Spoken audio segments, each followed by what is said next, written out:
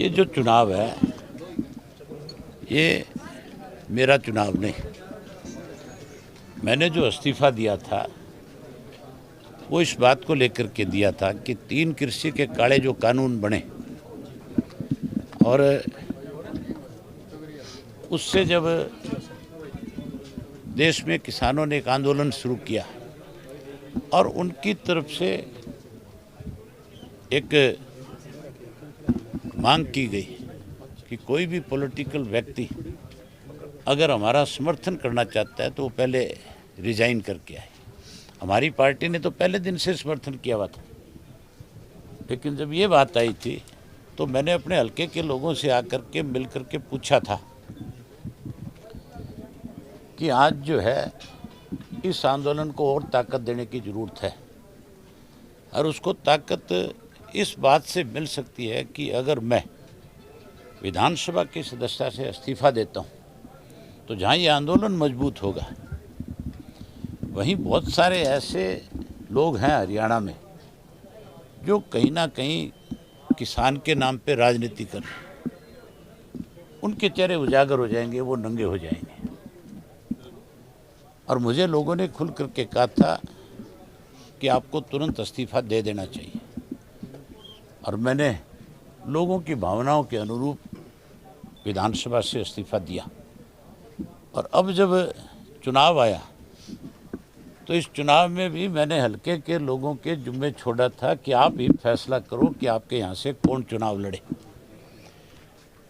तो हजारों लोग जो है एक पंचायत के रूप में इकट्ठा हुए, चोपटा में इकट्ठा होकर के उन्होंने अपना फैसला सुनाया और मुझे कहा कि आप फिर से विधानसभा का चुनाव लड़ो।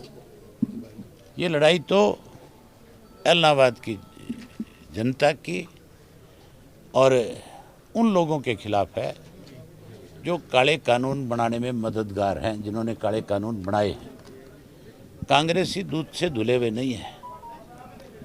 कांग्रेस के लोग अब कहीं उंगली कटा के शहीद होना चाहते हैं, किसानों की बात करने लगे हैं। इन कांग्रेस वालों ने 2012 और 13 में इसका ड्राफ्ट तैयार किया था। 2013 के लोकसभा के अधिवेशन के अंदर कांग्रेस की तरफ से बिल आया और उस बिल में इन्होंने खुल करके ये कहा कि हम इसको कानूनी अमलीजामा पहनाना चाहते हैं, लेकिन क्योंकि कांग्रेस के पास बहुमत नहीं था और भाजपा जो है इसका विरोध कर रही थी, लेकिन भाजपा के विरोध की बात नहीं थी। बात तो थी कि उनके पास अपना बहुमत नहीं था। जो सहयोगी थे उन्होंने स्पष्ट कहा कि अगर ऐसा कोई कानून आप इस देश में बनाओगे तो फिर आपका बिल गिर जाएगा, लोकसभा भंग हो जाएगी, आपकी सरकार चली जाएगी, हम समर्थन नहीं करेंगे। मजबूर होकर के उनको फिर स्टैंडिंग कमेटी के पास भेजना पड़ा, ठंडे बस्ते में डालना पड़ा। आज कांग्रेसी कहते हैं कि हम जो है किसानों के समर्थक हैं। आज तो रोजाना इस किस्म की स्टेटमेंट देते हैं। अभी आएंगे थोड़ी देर में कांग्रेस के लोग, शैलजा जी भी आएंगी, शायद हुड्डा भी आए, सुरजेवाला भी आए। उन तीनों से ये पूछना आप कि आप किस दिन बॉर्डर पे गए थे, आपने किस दिन जाके बॉर्डर पे किसानों का समर्थन किया। आप उनसे पूछना आप किस टोल पे जाकर के समर्थन करके आए। आपने तो जब पीपली के अंदर किसानों पे लठ बरसाए जा रहे थे तो कहा था कि जब तक इनके साथ न्याय नहीं होगा हम यहाँ धरना दे करके बैठ जाएंगे। हुड्डा से पूछना आप धरने के गए क्यों नहीं, धरना दिया क्यों नहीं आपने। अगर किसान के हितैषी थे तो फिर धरना देना चाहिए था। जब मैंने इस्तीफ़ा दिया, अगर ये कांग्रेसी मेरे साथ इस्तीफ़ा दे देते तो आज बाई इलेक्शन नहीं होना था, आज मध्यवर्ती चुनाव होते हर हालत में।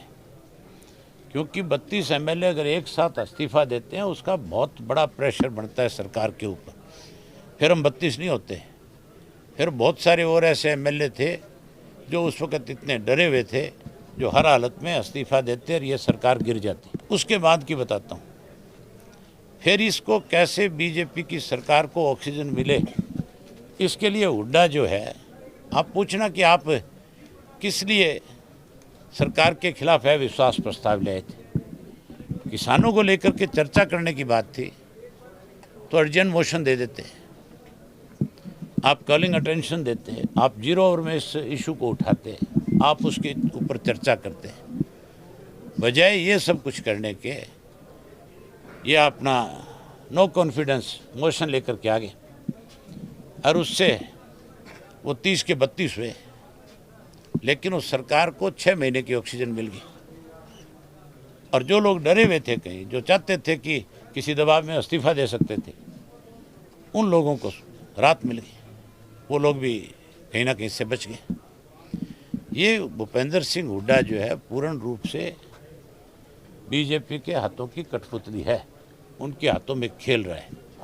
आज बीजेपी जेजेपी का तो कोई नाम लेने वाला नहीं है। आज ऐसी हालत है कि जब गांव में जाएंगे वोट मांगने, तब लोग एहसास कराएंगे उनसे इस बात का, खास करके कि आपका जो फैसला है, जो 3 कृषि के काले कानून आपने बनाए हैं, ये हमारे लिए मौत है, हमारी डेथ के वारंट है। हम आपको किसी कीमत पे अपना वोट नहीं देंगे। लेकिन कांग्रेस को भी लोग साथ के साथ सबक सिखाएंगे। दूसरी तरफ कांग्रेस और बीजेपी की हालत तुम्हारे सामने है। आज जो है इनके पास अपने कैंडिडेट नहीं है। एक आदमी 10 दिन पहले कांग्रेस ज्वाइन करता है, कांग्रेस वाले उठा करके उसको टिकट दे देते हैं। एक आदमी पहले दिन बीजेपी ज्वाइन करता है और बीजेपी वाले उसको टिकट दे देते हैं। तो दिवालिया पिट गया कि नहीं पिट गया इनका, या कुछ बचा है इनके पास? ये पूछना उनसे। नहीं, मैं आपसे एक बात कहना चाहता हूँ, आप उनसे ये पूछना कि क्या सरसा जिले में, क्या एलनाबाद के अंदर कोई ऐसा कांग्रेसी नहीं मिला तुम्हें जिसको तुम अपनी पार्टी का टिकट दे करके चुनाव लड़वाते? बीजेपी वाले तो बेचारे, कल आपने हालत देखी थी उनकी, तो वो तो बड़ी मुश्किल से जान छुटा करके भाग करके गए। इनसे ज़रूर ये बात पूछना कि तुम्हारे पास कैंडिडेट नहीं था, तुम्हें किसी आदमी पे भरोसा नहीं था। अगर भरोसा करते किसी पे तो फिर कांग्रेस का उम्मीदवार आना चाहिए था, ना कि पैराशूट से उतारने वाला उम्मीदवार आना चाहिए। कांग्रेसी है।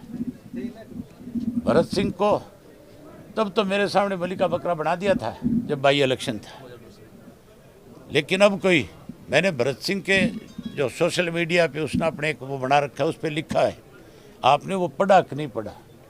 उसने लिखा है कि संघर्ष हारा, पैसा जीता है। तो इसका मतलब टिकट तो पैसे से आई है।